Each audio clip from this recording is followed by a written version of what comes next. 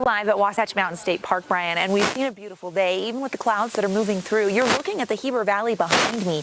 Is that not gorgeous, folks? On the green, 2 of the 4 golf courses associated with our 46 state parks right here at Wasatch Mountain, and they are so busy.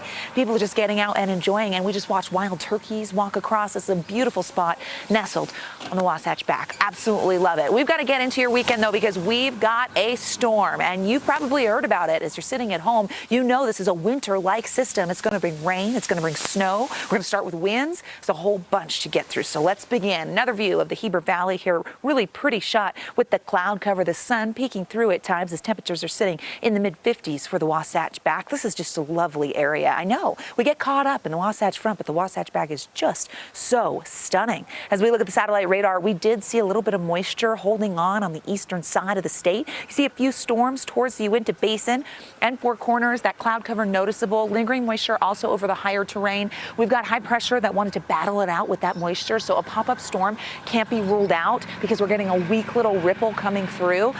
But this little window of a break should hold off any major storm development. We're saving that for tomorrow, and there's going to be plenty of it. As we look at temperatures throughout the state, we're a little warmer than where we were at this point yesterday, sitting in the mid-60s in places like Salt Lake, Provo, upper 50s in Cache Valley, 70s on the eastern side of the state. We've got low 80s down there in St. George. So we get through the next several hours, you're going to watch those temperatures along the Wasatch Front decrease. We're going to see plenty of cloud cover. Our southwest flow is going to begin to pick up, and that is the first indicator, the appetizer, if you will, of the storm that is to come. We'll take a bite because the southwesterly flow will warm up our temperatures.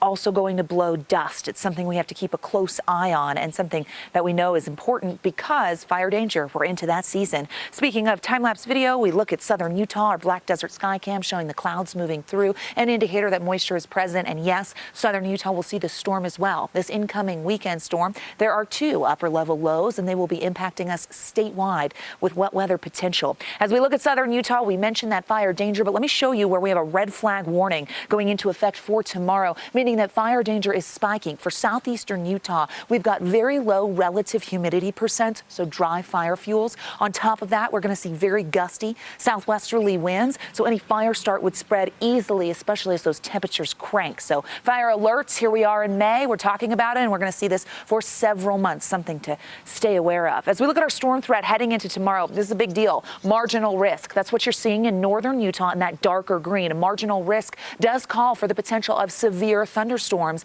and we do have that for your Saturday. So if you have outdoor plans, listen, if you can go indoors, I would say to do so. We are going to see gusty, erratic winds with these thunderstorms, with the general thunderstorm threat going all the way down to Iron County. So tomorrow, an active day ahead of a strong cold front that's going to move through Saturday night into Sunday and usher in some moisture. So we could start with some virga, and then we're going to get heavy rain with those thunderstorms. As we look at our futurecast, takes you through even tonight, possibility of a pop-up shower for the Wasatch Front for tomorrow morning. As we get through our Saturday, watch as that cloud cover and that moisture really increases. Starts in the West Desert, and we are at it, okay? The cold front moves through, wet weather potential, and we have those storms develop in the West Desert and then drift towards the Wasatch Front. Again, severe thunderstorms are possible for your Saturday. Can't forewarn you early enough. As we head into Sunday, you see that moisture and blue on the futurecast. We're going to watch that snow level fall for the mountains. So valley rain, mountain snow. Here we are in May,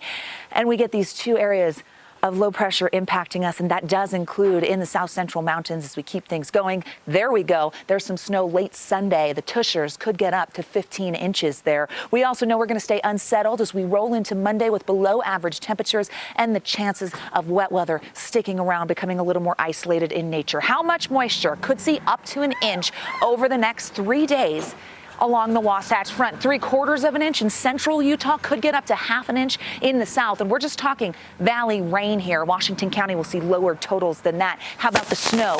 Here we go again. We're going to drop that snow level to 7,000 feet. We could see mountain valleys getting that rain-snow mix. So that's where I'm standing. The Heber Valley, Park City, around 6,800 feet in elevation. When we're talking about snow, we're going to go 5 to 10 inches above 8,000 feet in May. All right, upper level futurecast kind of shows the big big picture here. We've got that warming trend with our southwesterly flow. Here comes that first trough moving in. Thunderstorms for your Saturday, possibly severe. Second trough hits us, and then a ridge of high pressure by the middle of next week. So very active for the state for the weekend into Monday before we dry out and see some warmer conditions. Look at those temperatures for tomorrow, mid-70s with the winds blowing dust, gusty conditions, and the possibility of severe storms. Next 7 days in Washington County brings in that storm potential, and you're going to watch those temperatures drop. You're going to feel that 80s to 70s in the south, but along the Wasatch Front, we're going from the mid-70s to the 50s. Check out the next 7 days with that wet weather sticking around, staying unsettled by Tuesday. Warming trend and sunshine on the way. Brian, we'll send it back to you live from Wasatch Mountain State Park.